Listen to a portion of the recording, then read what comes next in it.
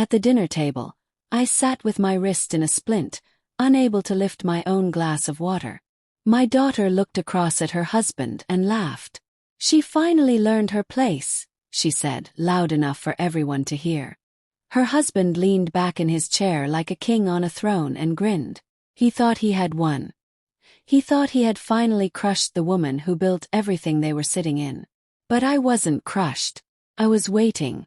And 10 minutes later, when someone knocked on that front door, the whole table found out exactly who I was. But before we get into this story, my dear friends, I want to ask something small from you. If this story touches your heart the way so many of your stories have touched mine, please press that subscribe button and give this video a like. And write in the comments, what city or country are you joining us from today? It means the world to me to know you are out there. Now let's begin. My name is Celestine Marlowe. I am 71 years old, and I spent 43 years of my life as a civil rights attorney. I argued cases in federal court. I fought for people who had no one else fighting for them. I won cases that other lawyers said were impossible. I worked until my fingers ached, until my eyes burned from reading by lamplight, until I knew the law the way some people know the Bible. By heart, by feel, by instinct. I retired 3 years ago. Not because I was tired. Not because I had lost my edge. I retired because my doctor told me my blood pressure was a ticking clock, and I had already buried my husband Raymond, and I did not want to be next. Raymond. Sweet, quiet Raymond who used to iron his own shirts and whistle while he cooked. He passed 4 years ago, and when he left, the house on Magnolia Drive went from a home to just a building. My daughter Serena and her husband Dominic moved in 8 months after Raymond's funeral. Serena said it made sense. She said the house was too big for one woman. She said she wanted to be close to me, to take care of me. I believed her. I wanted to believe her. That is a mother's greatest weakness and her greatest strength, the stubborn belief that her child is still the little girl she used to read to at bedtime. The little girl with 2 braids and a missing front tooth who used to fall asleep on my chest. But the woman who moved into my house with Dominic Hatch was not that little girl. Dominic Hatch was 39 years old. He had a loud voice, soft hands, and a habit of treating everyone around him like they owed him something. He worked in real estate development, or so he said. He drove a car he couldn't quite afford and wore suits that were one size too small, stretched tight across the shoulders, as if even the fabric was struggling to contain him. From the first week, he began making small comments about my cooking, about the way I kept the house, about how the furniture was old, about how the neighborhood was changing and property values were interesting right now. He always smiled when he said it. That was the dangerous part. He was never loud about the unkind things. He wrapped them in smiles and jokes so that you felt foolish for being offended. Serena saw it all. I know she did. But she would look down at her plate whenever Dominic made one of his comments, and she would say nothing. She had learned to be quiet around him in a way that broke my heart every time I noticed it. Quiet is not peace. Quiet is sometimes just another word for fear. 6 weeks ago, I woke up at 5 in the morning to water my garden. I have roses in the backyard, deep red ones that Raymond planted when Serena was born. I still water them every morning because it makes me feel like he is still here somehow. I walked through the kitchen and noticed papers spread across my dining room table. My dining room table. I stopped to look. They were documents. Legal documents. A quitclaim deed with my home address typed neatly at the top. And at the bottom, a signature line with my name printed underneath it. Celestine Marlowe. Blank. Waiting. I stood there in my slippers and my robe and I read every word. Dominic had been working on this for months. He had used a notary I had never heard of, referenced a power of attorney that did not exist, and listed himself as co-owner on the basis of, and I want you to understand how bold this was, on the basis of marital contribution to household maintenance.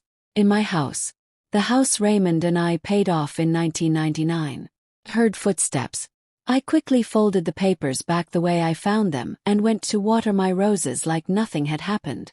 But I had seen everything I needed to see.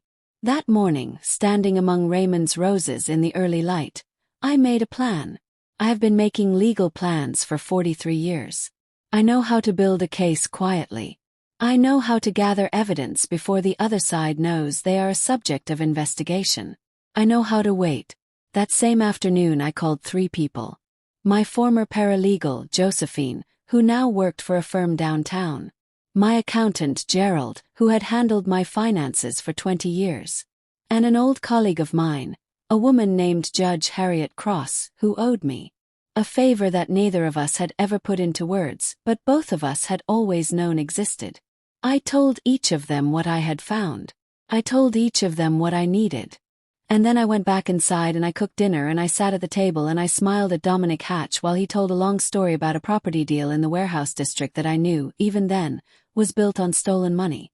3 weeks later, I was coming down the back stairs carrying a box of Raymond's old books I had decided to donate. The stairs were narrow. Dominic was standing at the bottom on his phone. He did not move.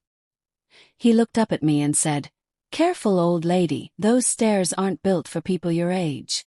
And then he stepped forward, not to help me, but to reach past me for something on the shelf. His shoulder caught my arm. The box flew. I reached for the railing and missed. I fell forward into the banister, and I heard the crack before I felt the pain. Clean, sharp, unmistakable. My left wrist, fractured. Dominic looked at me on the floor. He said, "I told you to be careful."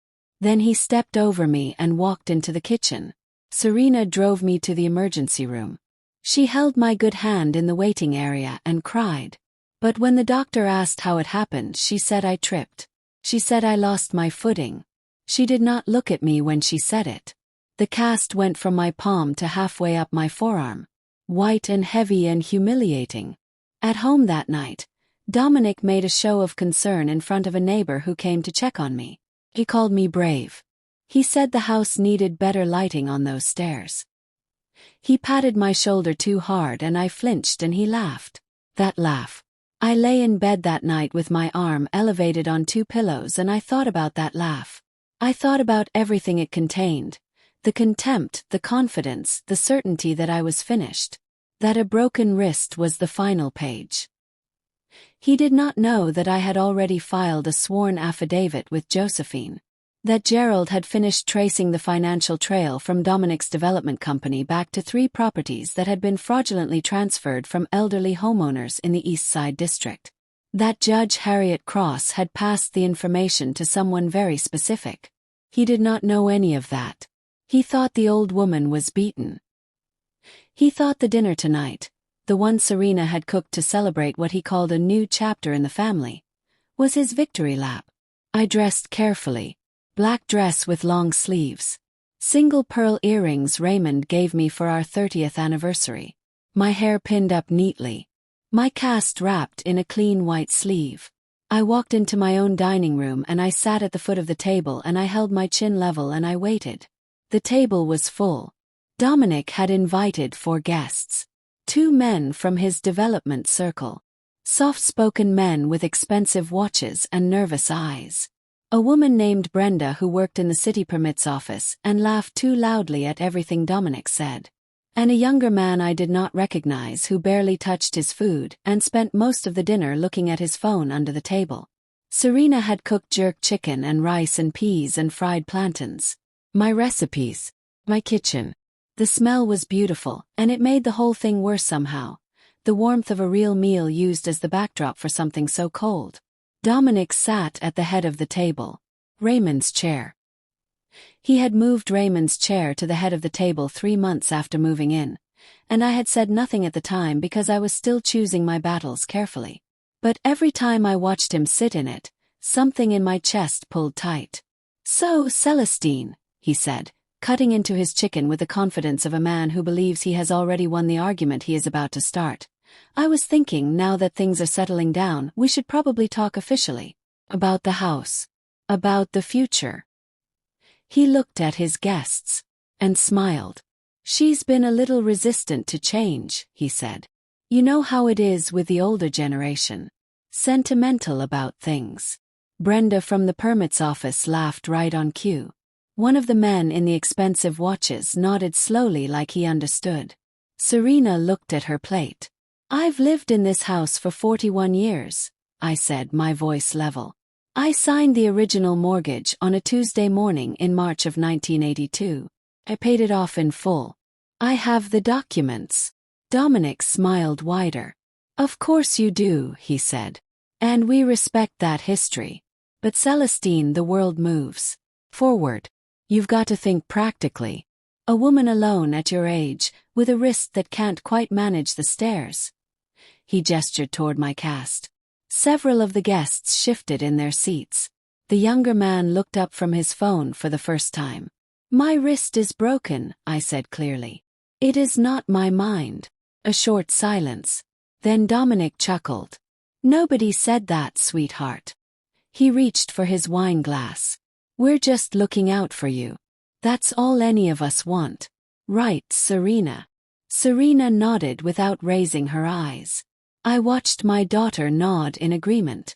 With a man who had pushed me down a staircase, and something in me went absolutely, perfectly still. Not cold. Not angry. Ill. The way a courtroom goes still just before a verdict is read. I have lived in that stillness many times. It is not the stillness of defeat. It is the stillness of absolute certainty. I knew what was coming. I knew it the way I know case law. By memory. By preparation. By the quiet confidence of someone who built the argument weeks before the hearing date. I picked up my water glass with my good hand and I took a slow sip. I set it down. I looked at the clock on the mantel. 7:48 in the evening. I looked back at Dominic. You know, I said pleasantly. I spent 43 years in law. And in all that time, the one thing I learned above everything else was this. The moment a man starts explaining your own house to you is the moment you know he has already made his first mistake. Dominic set his wine glass down. His smile did not disappear, but it tightened at the corners. Is that right, he said. And what mistake is that? Smiled back. He forgot that I know the law better than he does. Brenda from Permit stopped laughing. The man with the expensive watch put his fork down. The younger man at the end of the table, the one who had spent the whole evening on his phone, shifted in his seat and looked at Dominic with something new in his eyes. Not nervousness. Focus. Dominic opened his mouth to respond. And that is when the doorbell rang. One long, clear ring. Dominic frowned. We're not expecting anyone, he said, pushing back from the table. He straightened his jacket and walked toward the front door with the comfortable authority of a man who believes the house is his. He opened the door. Standing on the front porch were 4 people. 2 of them were in the plain dark suits of federal agents, badges clipped to their belts. One was a woman in a gray blazer carrying a leather document case. Josephine, my former paralegal, who had spent the last 3 weeks building the formal complaint file. And the 4th was a tall man in his late 50s with white hair at his temples and the careful posture of someone who has spent decades being watched.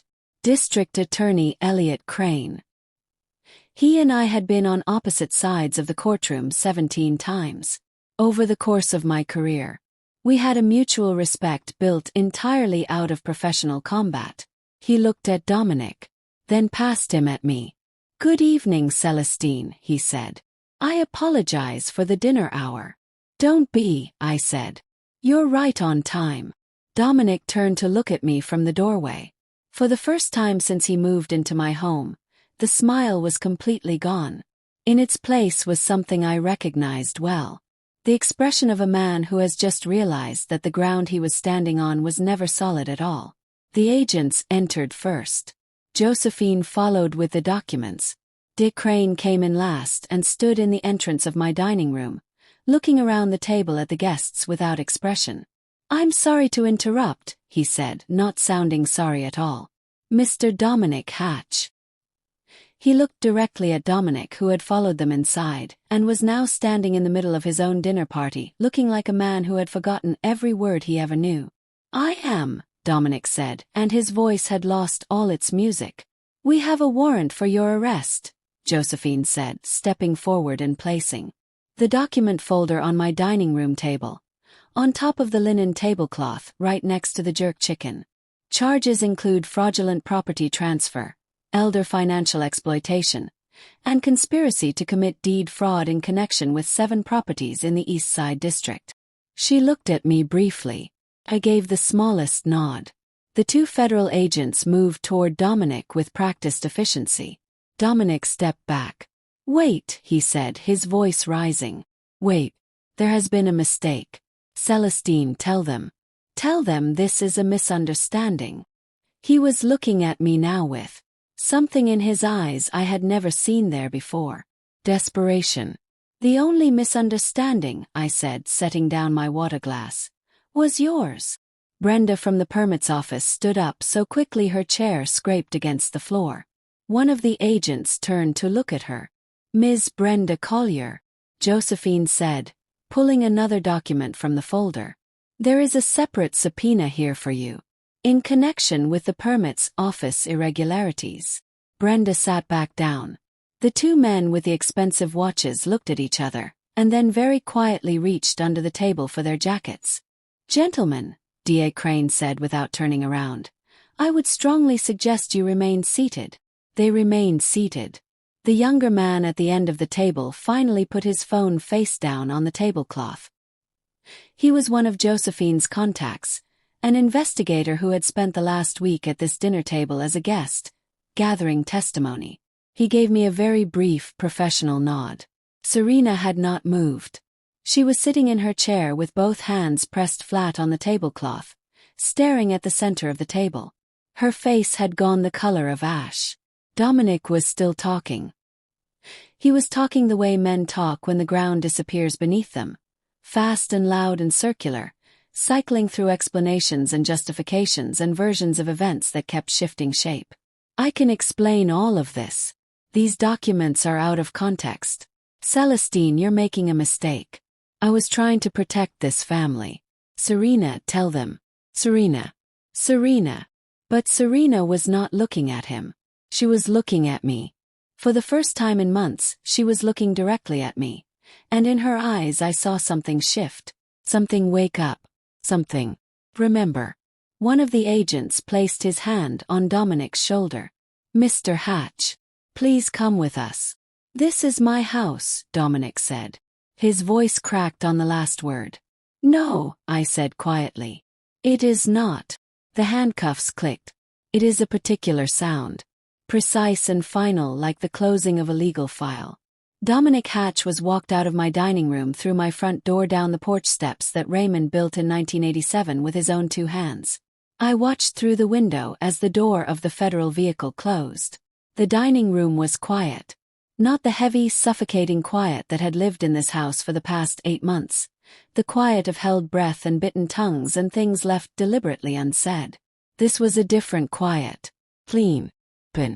The kind of quiet that comes after a long storm when the air finally stops pressing down and you can breathe all the way to the bottom of your lungs. Brenda from the permits office was escorted out next, her document subpoena tucked under Josephine's arm. The 2 men with the expensive watches were asked to provide contact information and were told to expect follow-up. They left quickly and without eye contact. The investigator at the end of the table collected his things professionally and gave me a polite, brief goodbye.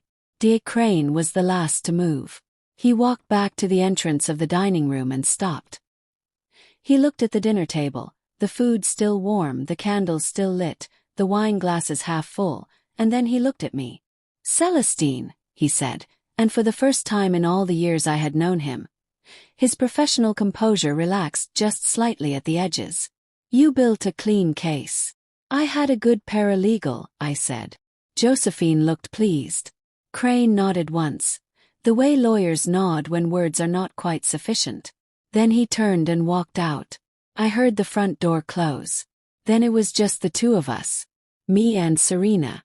My daughter sat in her chair at the table that used to be full of Sunday dinners and birthday cakes and homework spread between dinner plates, and she was utterly still. The candle in the center of the table threw soft light across her face, and I could see all the things moving behind her eyes.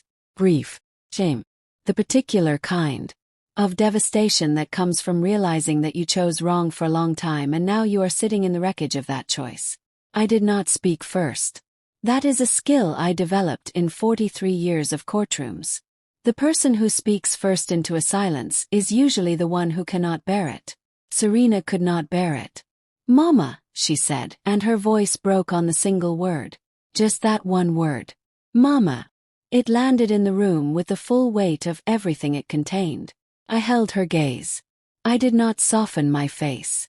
But I did not harden it either.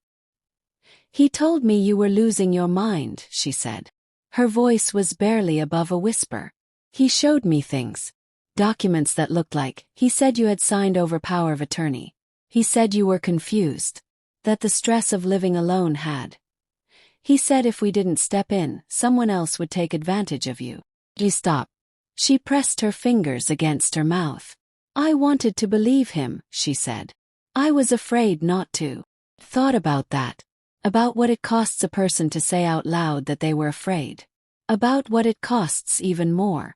To say they chose fear over truth. The power of attorney was forged," I said. "There was never any cognitive decline. There was only a man who needed a story that would explain why the woman in this house would not simply hand it over." Serena closed her eyes. A tear moved down her cheek, and she let it go without wiping it. "He hurt you," she said. "Your wrist." "Yes. On purpose."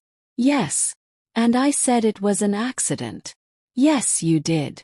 The silence came back. Serena opened her eyes and looked at her hands flat on the tablecloth. "I don't know how to," she started. "I don't know what to say to you that would be enough." "There is nothing that would be enough tonight," I told her honestly. "And I'm not asking for it tonight." She looked up. "What are you asking for?" I picked up my water glass with my good hand. I took a slow sip. I set it down. "I'm asking you to go home to your apartment, the one on Ferris Street that you kept in your name, which was smart, and I'm asking you to sleep and to think clearly for the first time in a long time. Without him in the room. Without his version of things filling up all the space where your own thoughts should be." She stared at me. And then we will talk. When you are ready. When I am ready. We will talk the way we used to talk before he came into this house and rearranged everything including my furniture." Something moved through her face. Something between a sob and a breath. "Your roses," she said suddenly. "I watered them. While you were at the hospital. I didn't want them to. I didn't want Raymond's roses to die." I looked at my daughter. I looked at the girl who was still in there somewhere underneath all of it. I looked at the woman who had watered her father's roses in the backyard, while her husband told lies in the living room. "I know," I said. "I saw them this morning. They looked good." She stood up from the table. She smoothed her dress with both hands, a gesture I recognized. She had done it since she was small, whenever she was trying to collect herself. She picked up her purse from the back of her chair. She stood there for a moment. "I love you, Mama," she said. "I know that too," I said. She walked through my living room and out the front door. I heard her car start. I heard her pull out of the driveway. And then I sat alone in my dining room with the candles burning low and Raymond's clock ticking on the mantel, and the smell of jerk chicken still warm in the air. Josephine came back inside 10 minutes later. She had been on the porch finishing her call with the DA's office. She stood in the dining room doorway in her good gray blazer and looked at the table and then at me. "You need to eat something," she said. "Yes," I agreed. She sat down across from me and we served ourselves from the dishes still on the table. And we ate together, Josephine and I, at the table I had owned for 41 years, in the house that was still mine. The jerk chicken was exactly right. It always is when you cook it from memory. Josephine told me that the formal property fraud investigation would likely expand. That the 7 East Side properties were only the beginning of what the financial trail suggested. That Dominic Hatch, who had presented himself so confidently, at every dinner table he had ever sat at, had been operating a quiet predatory scheme targeting elderly homeowners for the better part of 4 years. That there were other families, other homes, other people who had sat across from his smile and believed it because he was family, or seemed like family, or told them he was looking out for them. I thought about those people while I ate my chicken. I thought about how many of them had no Josephine, no Gerald with a financial trail. No Judge Harriet Cross. No 43 years of knowing exactly how the law works and exactly where to apply pressure. I thought about how many of them were sitting right now in houses that no longer legally belonged to them, or in spare rooms in relatives' homes, or in assisted living facilities they had not chosen, wondering how it had happened. Wondering when exactly the ground had shifted. Josephine, I said. Yes. When this case is done. When Dominic is convicted and the properties are in litigation. Yes. I want to set up a fund. Pro bono legal representation. For elderly homeowners facing property fraud or deed manipulation. Specifically targeting cases where family members are involved as perpetrators. Josephine was quiet for a moment. She set down her fork. She looked at me with the same expression she had given me 22 years ago when I told her we were taking a case that every other firm in the city had declined. I'll draft the proposal, she said. Monday. We finished dinner. Josephine washed the dishes over my protest and left me with a clean kitchen and a fresh pot of decaf on the counter. She hugged me carefully around my cast before she left and did not say anything else, which was perfect because nothing else needed to be said. I sat in Raymond's chair. Not Dominic's chair. Not the head of the table chair. Raymond's chair. The one he used to sit in on Sunday mornings with his newspaper folded in quarters because he said that was the only way to read it properly. The velvet armrests worn smooth at the elbows. I sat in it and I looked around my dining room. The candles had burned down to stubs. The clock on the mantel read 10:23. The house was quiet and entirely itself again, the floorboards creaking the same way they always had, the refrigerator humming the same familiar pitch in the kitchen, the night breeze moving through the window I had left open coming in from the direction of the garden. Raymond's roses were out there in the dark, deep red even in the dark. I thought about what it means to endure. Not to survive. Survival is passive, something that happens to you.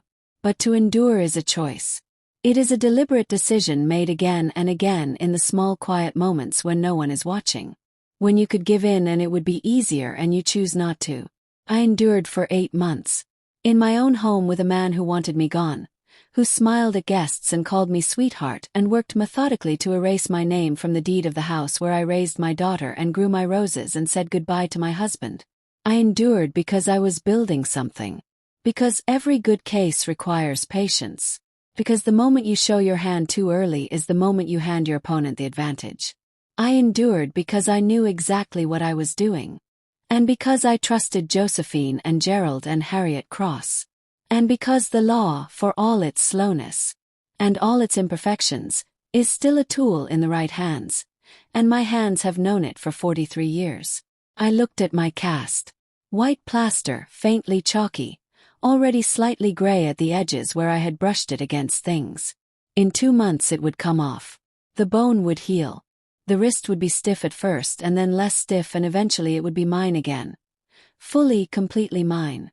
I raised my good hand and I looked at it in the low candlelight. Steady. Still the same hand that had written closing arguments. 2 in the morning.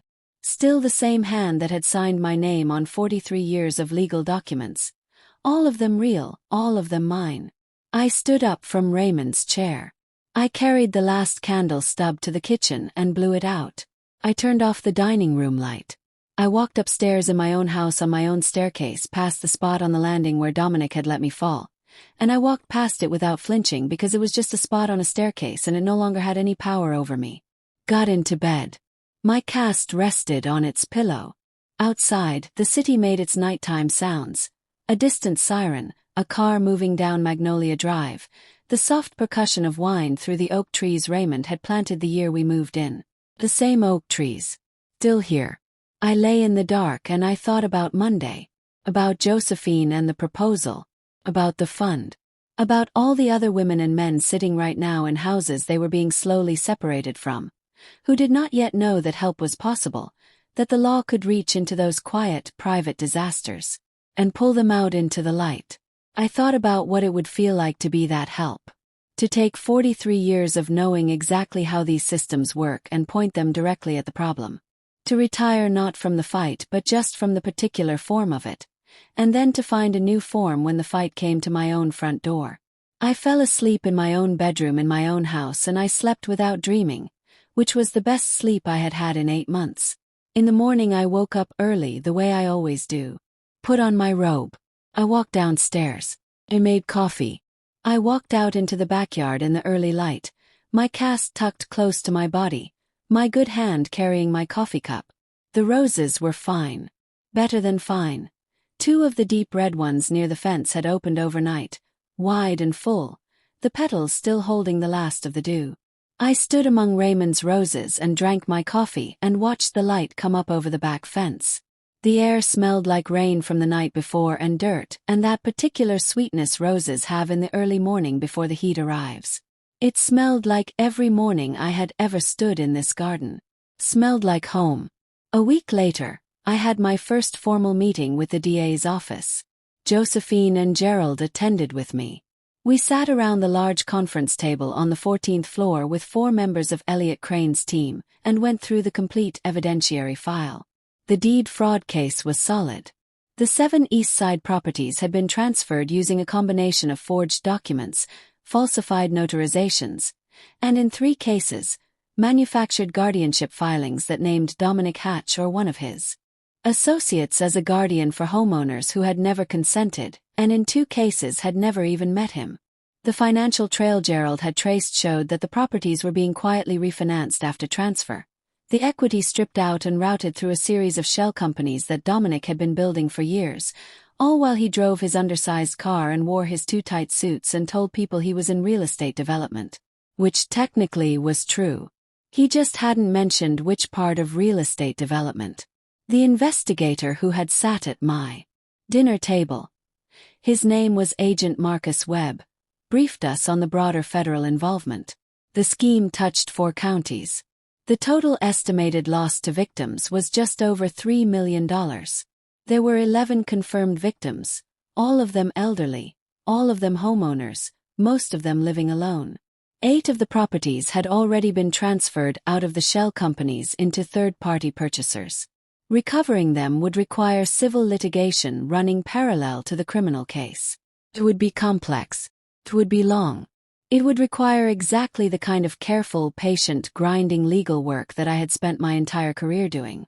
Ms. Marlowe, Elliot Crane said, looking at me across the conference table, given your prior knowledge of the case and your professional background, and I want to be clear that this is entirely voluntary, not an obligation, would you have any interest in serving as a senior consultant to the civil recovery team? I looked at Josephine. She was looking at the table with an expression of careful professional neutrality that I could read perfectly after 22 years. She was trying very hard not to smile. I looked back at Crane. I'm retired, I said. He nodded seriously. Of course. My blood pressure requires I keep reasonable hours. Absolutely understood. And I have a rose garden that requires attention. Naturally. I looked at the documents on the table. I thought about the 11 families, the 8 properties, the $3 million. I thought about the woman who had stood in her backyard at 5 in the morning and discovered what was being planned for her home. Monday through Thursday, I said. No weekends. 9 to 3. Crane nodded. That's workable. And my paralegal works with me. Josephine finally looked up. I could see she was going to be difficult about the not smiling for the rest of the morning. Of course, Crane said. I picked up my pen with my good hand and signed the consultant agreement. We got to work. In the weeks that followed, the case expanded in the way that good cases do when you pull the right thread, carefully and then all at once. 2 of Dominic's associates took plea deals in exchange for testimony.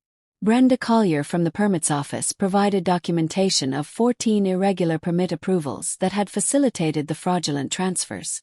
A forensic accountant working with Gerald identified 3 additional shell companies and traced their operating funds back to a single account that Dominic had opened using Serena's social security number without her knowledge. When Serena learned about this, she drove to the DA's office herself, unannounced, with her own documentation. She sat across from Agent Webb and spent 4 hours giving a complete account of everything she had witnessed, everything she had been told, Everything she had chosen to believe and everything she had chosen not to question. She gave it all. She left nothing out. I know because Agent Webb called Josephine afterward and Josephine told me. Serena did not call me. Not that week. But 2 Saturdays later, my doorbell rang at 9 in the morning. I was in the garden. I came around the side of the house to the front door and Serena was standing on the porch. She was wearing jeans and one of her old shirts, no makeup, hair back. She was carrying a pot of soil with a small plant in it. A pale yellow rose, a climbing variety, the kind that needs a trellis and years of patience before it really comes into itself. She held it out to me. I read that yellow roses mean friendship, she said. And I thought, I didn't know what else to bring. I looked at the plant. I looked at my daughter's face. I looked at the years between us, all the things in them, the good years and the lost years and the year of broken bones and silence. Come around back, I said. She followed me around the side of the house to the garden. We stood among Raymond's deep red roses, and I showed her where we could plant the yellow one, against the fence near the corner where the morning light is long and good. She dug the hole with the small garden trowel, carefully, taking her time. I held the plant steady with my good hand. We put it in together. We tamped the soil down together. We stood up and looked at it. Small and pale yellow in the morning light, surrounded by Raymond's deep red. It won't bloom until next spring, I said. Probably. That's okay, she said. I'll be here. I looked at her. She looked at me. There it was. Not forgiveness. Not yet, not completely, that is a longer road and we had only just put our feet on it. But the beginning. The first step taken honestly, without excuses, with a small yellow rose and dirt on her hands. I could work with that. I was a patient woman. I had proved that 8 months ago and 43 years before that and every morning in between. When I went out to water my roses in the early light. Dominic Hatch's trial began 11 weeks after his arrest. I attended every day that the civil recovery team did not need me. I sat in the gallery in my good black dress, my cast replaced now by a slim supportive brace, and I watched the process I had spent my life serving do the work it was built to do. It is not perfect. No human institution is. But when it works, when the evidence is solid and the preparation is thorough and the people doing the work have committed themselves to the truth, there is nothing quite like watching it work. Dominic tried 3 different attorneys. The first withdrew after 2 weeks citing irreconcilable disagreements over strategy, which in legal language means the client would not stop lying to his own lawyer. The second lasted 6 weeks before Dominic fired him in the middle of a pre-trial hearing loudly, in a way that the judge noted for the record. The third, a court-appointed attorney, was the one who sat with him through the actual trial. A quiet, competent woman named Sylvia Park who did her professional best with what she had. Which was not much, because the evidence was comprehensive and the testimony of his former associates was clear and detailed and consistent in all the ways that honest testimony tends to be. Brenda Collier testified for 2 full days. The permit's irregularities she described were specific and documented and covered a 4-year period. She cried at one point and the jury watched her carefully and I watched the jury. The forensic accountant testified for 3 days and was extremely thorough. Gerald attended all 3 days and took notes and on the 3rd day leaned over to me and said quietly, "She found 2 things I missed," with a genuine admiration of one professional for another. Agent Webb's testimony was the clearest and the most complete. He walked the jury through the full architecture of the scheme. How Dominic identified vulnerable homeowners, how he introduced himself into their lives, how he built manufactured trust over weeks and months, how he then used that trust to access documents and signatures, and how the shell company structure had been designed specifically to delay detection and complicate recovery. He was on the stand for 4 days. On the 2nd day, during cross-examination, Dominic's attorney asked him whether any of the victims had cooperated with the fraud voluntarily. Agent Webb said no. She asked whether any of the victims had signed documents with full understanding of their implications.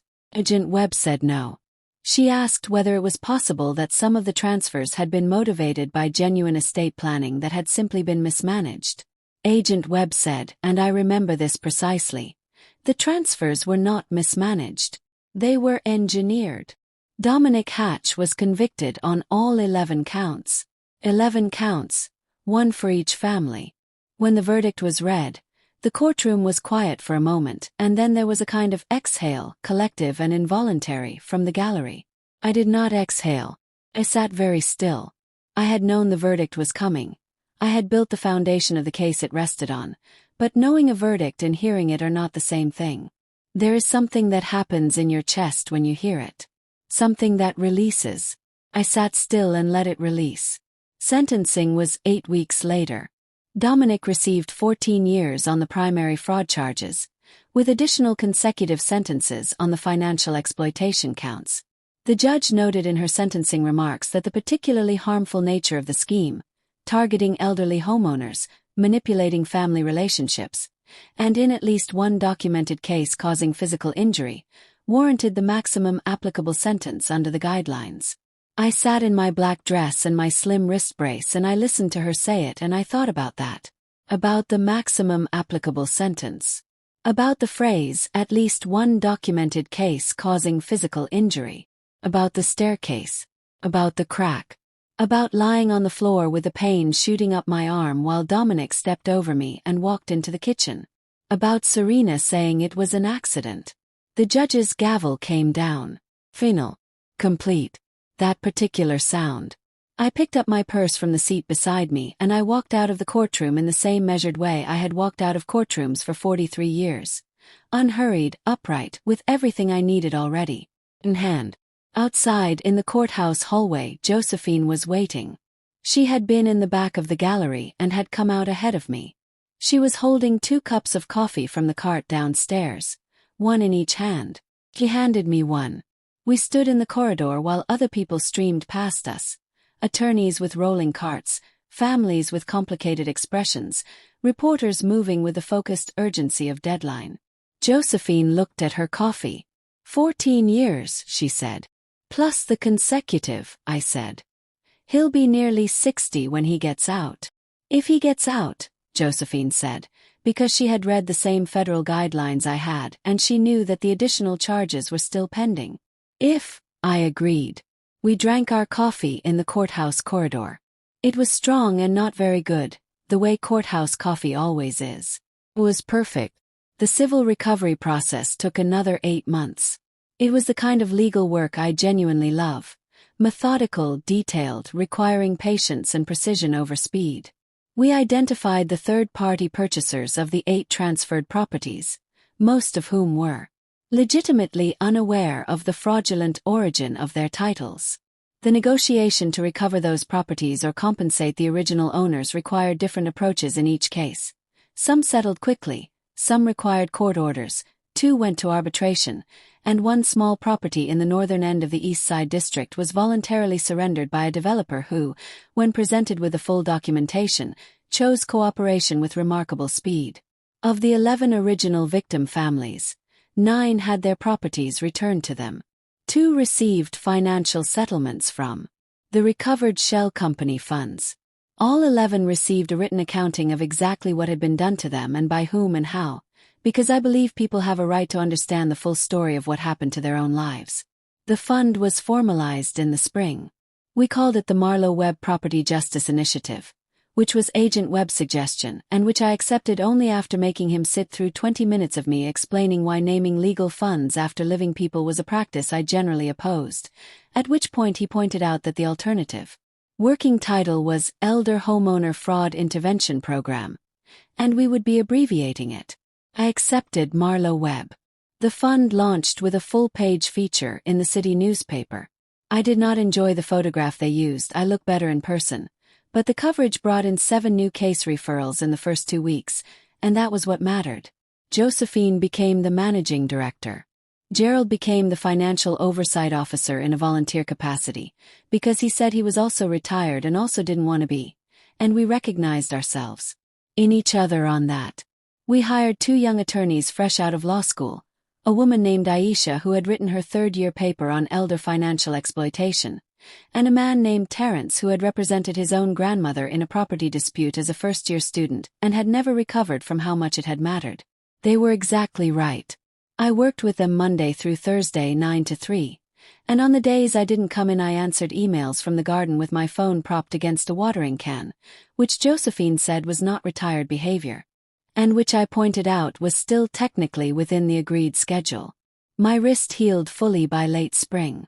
The brace came off on a Tuesday morning, and I spent that afternoon in the garden doing everything I had been waiting to do. Repotting, trimming, turning soil with both hands, pressing bulbs into the earth with the pressure of all 10 fingers. Felt extraordinary. The absence of pain, after pain has been present for months, is its own distinct sensation. Kind of brightness. A returning. The yellow rose Serena planted began to leaf out. By late spring it had climbed 8 inches up the fence post, moving toward the trellis I had put in for it in February. Serena came every other Saturday. She always came in the morning. She always brought something, sometimes food, sometimes a book she thought I'd want to read, once a pair of garden gloves she'd found at a market that she thought looked right. We worked in the garden together, mostly. We talked about small things first. The weather, the roses, the fund, Aisha's recent case victory. Then, gradually over weeks and months of Saturday mornings, we talked about the bigger things. About Raymond. About what Serena's childhood had actually been like versus what she had revised it into when she was trying to justify choices she knew were wrong. About the years of Dominic, how he had come in, how he had worked, how the process of being inside it had felt from her side. It was not easy. There were Saturday mornings when the conversation went somewhere hard and we both went quiet for a long time, and one of us would find something to do with a trowel until the quiet had done its work and we could keep going. That is how real repair works. Not in a single conversation. Not in a grand gesture on the porch with a yellow rose, though that was where it began. It works in accumulated Saturday mornings. In the willingness to keep showing up. In the slow replacement of the things that were broken with new things that are stronger because they are honest. Serena is in therapy now. She started 6 weeks after the trial. She goes every Tuesday. She told me about it on a Saturday morning in June. Standing in the garden with dirt on her gloves, in the casual way people mention things that actually cost them something significant to say. I told her I was glad. She nodded and we went back to the roses. Dominic appealed. Both appeals were denied. His attorney Sylvia Park filed them professionally and without much apparent optimism, because Sylvia Park was a competent attorney and she knew what the record showed. The denials were brief and decisive. After the second denial, Josephine called me and said simply, "Done," and I said, "Good," and we hung up and I went back to the case file I was reviewing for Aisha's new matter. The oak trees Raymond planted are taller than the roofline now. I notice this most in the evening, when I sit on the back porch with my coffee and the light comes through the leaves at the long angle that means summer is tipping toward fall. They were saplings when we moved in. Raymond measured them every year with a mark on the fence post, the same post Serena's yellow rose is climbing now, until the trees passed the fence and he said the measuring had become inadequate to the reality. That is how it goes with living things. You tend them. You give them what they need. You step back. And they grow past every measure you thought to prepare for them. My cast is long gone. My wrist is fine. The house on Magnolia Drive is mine. Legally, undeniably, recorded clearly in the county deed office under the name Celestine Marlowe, as it has been since 1982. Dominic Hatch is in a federal correctional facility. The 11 families have their homes or their restitution. The fund is running 4 active cases. Aisha just won her first unassisted oral argument. Terrence has become genuinely extraordinary at client interviews, which is the hardest skill to teach and which he seems to have been born with. The yellow rose bloomed in April. 4 flowers. Pale yellow, soft-edged, climbing. Serena was there when the first one opened. We stood in front of it in the morning light, and neither of us said anything for a moment, because some things are better received in silence before they are put into words. Then she said, "Dad would have liked that one." "Yes," I said. "He would have." We stood in the garden. The oak trees moved in the early light above us. Raymond's deep red roses were all around us, full and certain. And the yellow one climbed the fence post at the corner, pale and new and making its slow way upward. I am 71 years old. I have a broken bone that healed clean. I have a daughter I am still learning to know again, and she is still learning to know herself, and that is exactly the right pace for both of us. I have a fund that is doing real work for real people. I have Josephine, who has never once in 22 years let me down. I have Gerald, who found the thread that unraveled everything. I have a house that is mine and a garden that is mine and 43 years of knowing exactly what the law can do when it is handled with patience and precision and the absolute refusal to give up what belongs to you.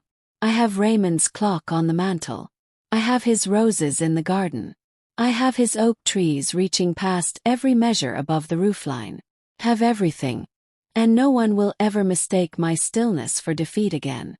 My dear listeners, that is the story of Celestine Marlowe, a woman who spent 43 years fighting for strangers in courtrooms and then, when the fight finally came to her own front door, discovered she had been preparing for it her entire life. Before I say anything else, I want to sit with you for just a moment in what this story means. 'Cause I think it means something important. So many of us have been told, in one way or another, by someone who claimed to love us or claimed to be looking out for us, that we were past our usefulness. That the years had diminished us. That we needed to step aside and let someone else handle things. And sometimes we believe it. Not because we are foolish but because the person saying it is close to us. And closeness has a way of getting past our defenses in ways that strangers cannot. Celestine believed in her daughter for months after she should have stopped believing. Not because she was naive. 'Cause she loved her. Because a mother's belief in her child is not a weakness. It is one of the most powerful and most human things there is. And even when that belief costs us something terrible, it does not mean the belief itself was wrong. It means the person we gave it to was not yet equal to it. What Celestine did, the preparation, the patience, the refusal to act before the moment was right, that is not a story about revenge. That is a story about knowing your own worth so completely that you do not need to prove it loudly. You simply build the case. You find the right people. You wait for the mechanism to work. And when it does, you sit at your own table in your own house and you eat your dinner. There is something else I want to say about the legal fund. About Aisha and Terence. About the 11 families. Because Celestine's story does not end with the verdict. It expands. It becomes something larger than herself. That is what happens when people who have been through something terrible and have come out the other side choose to turn around and face back toward the people still in the middle of it. That choice, to take your hardest experience and make it into something useful, that is one of the most beautiful things a human being can do. I have seen it in so many of the stories that come to this channel. People who endured and survived and then opened their hands and gave what they had learned to someone who needed it. Every one of those stories moves me. Every single one. To those of you listening today who are in the middle of something hard, who are sitting at a table where you are being diminished, where your worth is being questioned, where someone is trying to separate you from what is rightfully yours, I want you to hear this. Your stillness is not defeat. Your patience is not passivity.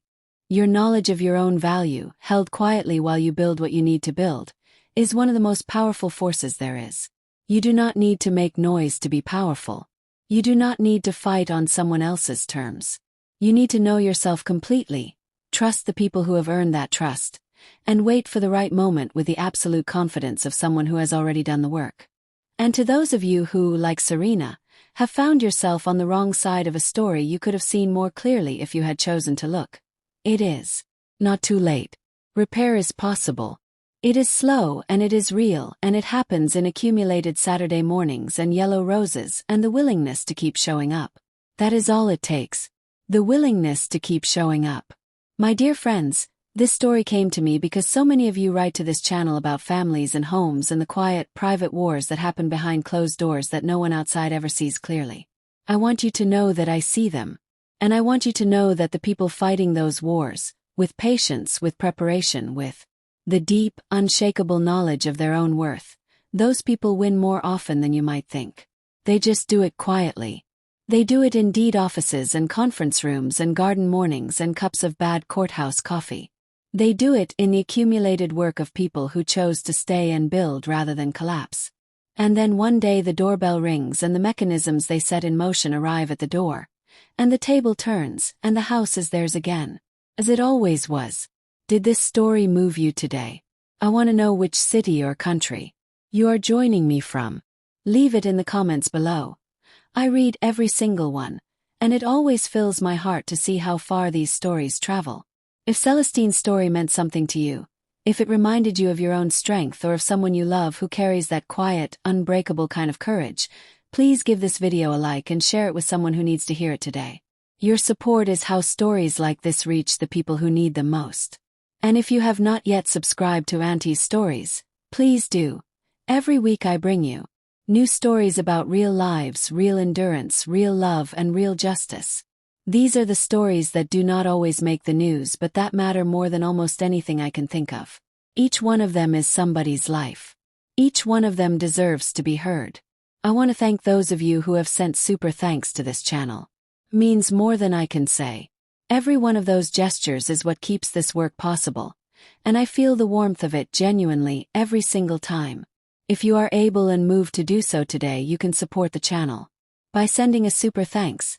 That button is right below the video, and it goes directly toward bringing more stories like Celestine's to more people who need to hear them. Thank you so much. Truly. Now before I let you go, because I know some of you are going to ask, yes, I will be doing a follow-up story. A listener wrote to me about a situation that echoes some of what Celestine went through, but with a different kind of ending and a different kind of courage, and I cannot wait to bring it to you. That story is coming soon. In the meantime, on the screen right now you can see 2 other stories from this channel that I think you will love. They are full stories. Full lives, full of the kind of detail and texture and humanity that I believe these stories deserve. I highly recommend both of them. There is so much more on this channel, and I am so glad you are here to explore it. Please do not forget to subscribe if you have not already. It is the single best thing you can do to make sure you never miss a story. The subscribe button is right there, and it takes 1 second, and it means the world.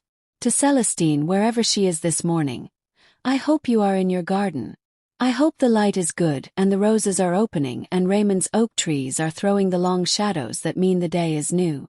I hope you have both hands free. I hope the tea is strong. I hope Josephine is coming by later. I hope the yellow rose is climbing. I hope Serena calls. I hope all of it, every bit of it, for as long as you want it. You earned your morning. You earned your house. You earned the quiet. And you earned every single rose in that garden, deep red and pale yellow. And every color still to come. You are not diminished. You were never diminished. You were always exactly what you always were. A woman who knew her worth, who built her case with patience and precision and love, and who waited until the moment was right to let the truth walk through her own front door. That is everything. That is the whole story. That is what I hope we all carry with us when we leave this story and go back to our own lives and our own gardens and our own tables that belong to us. Thank you for being here today. Thank you for listening all the way to the end, which tells me something very good about you. Thank you for the comments and the likes and the shares and the kindness you bring to this community every single week. This channel exists because of you. These stories travel because of you. And every person they reach and every person they remind of their own strength, that is because of you. With love from Auntie's Stories. I will see you in the next one. Take good care of yourselves. Take good care of each other. And never, not for one single moment, let anyone make you believe that your house is not your own.